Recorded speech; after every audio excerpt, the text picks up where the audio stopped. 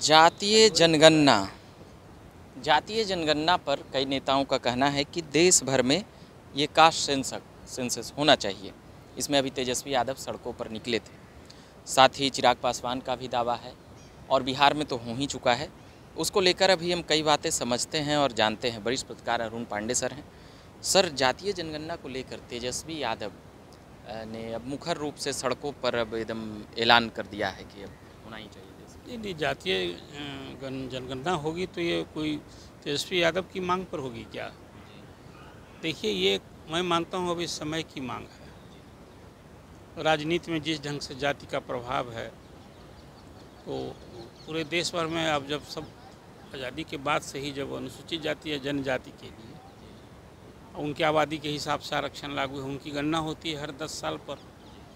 और अब पिछड़ों के लिए जो भी ओबीसी का आरक्षण 27% केंद्र सरकार की नौकरियों में है, वो भी जात के आधार पर है। तो जातीय गणना की जो मांग हो रही है, मैं इसको अनुचित नहीं मानता हूँ, मैं इस समय की मांग मानता हूँ।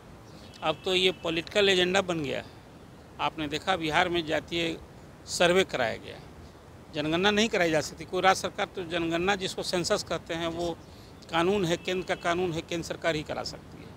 राज्य को अधिकार है सर्वे कराने का। राज्य सरकार ने अपने खजाने से, बिहार ने अगुवाई की आज़ादी के बाद, ये पहला कोई प्रदेश था जो खजाने पर 500 करोड़ रुपए खर्च करके बिहार में जातीय सर्वे कराया गया।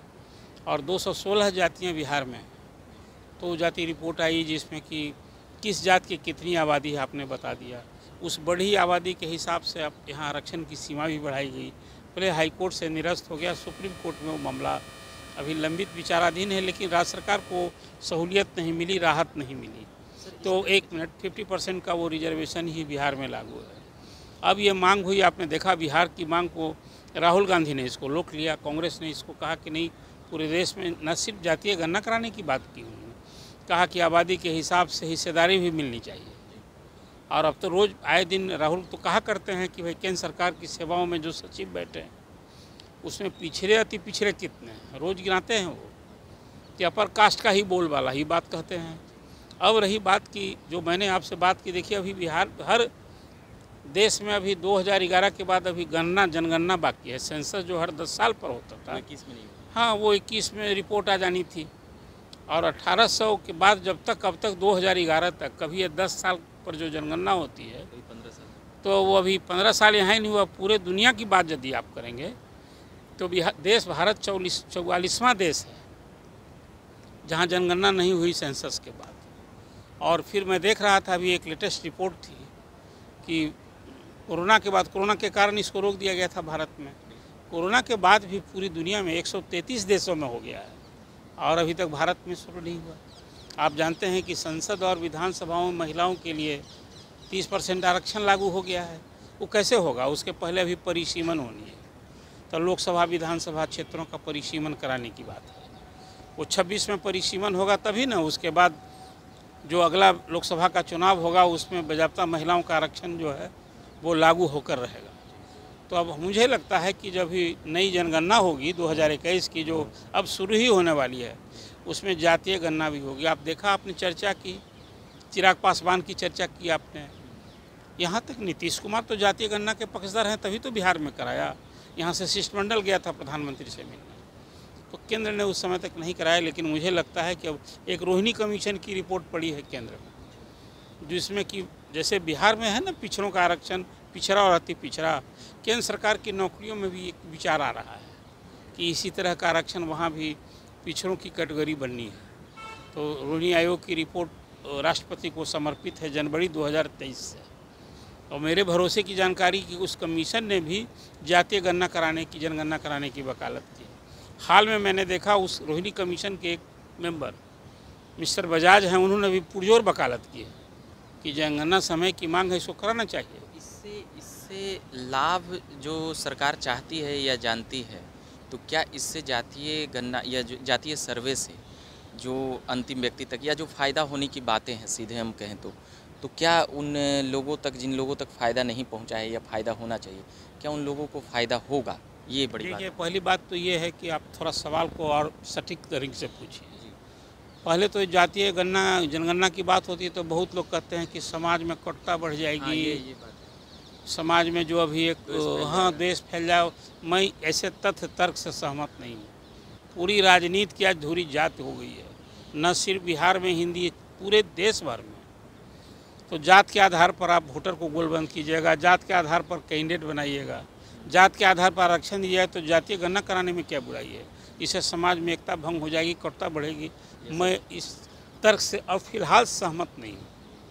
अब रही बात की जो एक नहीं, प्रशांत किशोर सरीखे बहुत, तो प्रशांत किशोर ने भी समर्थन किया है। एक बात बोले हैं कि जातीय गणना करा के नीतीश जी क्या कर रहे हैं? जातीय गणना करा के जो बता रहे हैं कि ये सुधार का अंतिम उपाय नहीं है। मैं भी मानता हूँ कि नीतीश कुमार ने जैसे यहाँ जातीय सर्वे कराया तो बिहार में पहचान हुई कि 94 लाख परिवार गरीबी रेखा से नीचे हैं, उनको आर्थिक रूप से बढ़ाने के लिए 2-2 लाख रुपए हम परिवार को दें, संसाधन कहाँ से आएगा?